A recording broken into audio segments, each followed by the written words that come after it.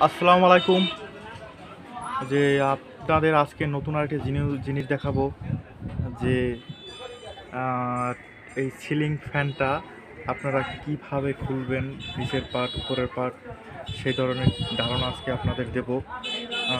আমার এই ভিডিওটি দেখলেই আপনারা নিজেরাই সিলিং ফ্যান নিজেরাই খুলতে পারবেন এবং নিজেরাই রিপেয়ারিং করতে পারবেন।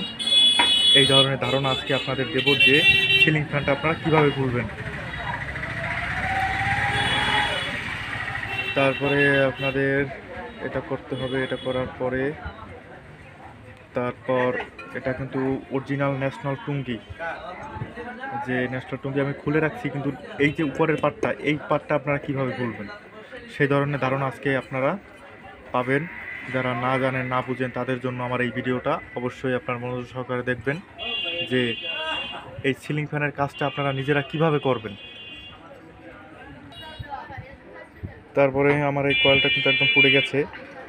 এখন এই যে নিচের যে পার্টটা, এই পার্টটা আপনারা কিভাবে খুলবেন এই ধরনের আজকে আপনাদের ধারণা দেব। আর আমার এই ভিডিওটা যদি ভালো লাগে আমার চ্যানেলটা সাবস্ক্রাইব করে রাখবেন। এরকম অনেক নতুন ধরনের ভিডিও আপনারা পাবেন। আপনারা কাজের সুবিধাতে কীভাবে কাজ করবেন এই ধরনের ধারণা আজকে আপনাদের দেব।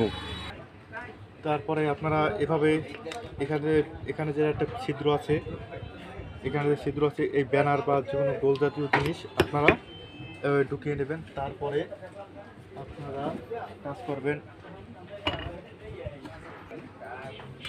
তারপরে আপনারা এটা এখান থেকে টাক দিবেন। এই যে আমার এই জিনিসটা একদম খুলে গেছে।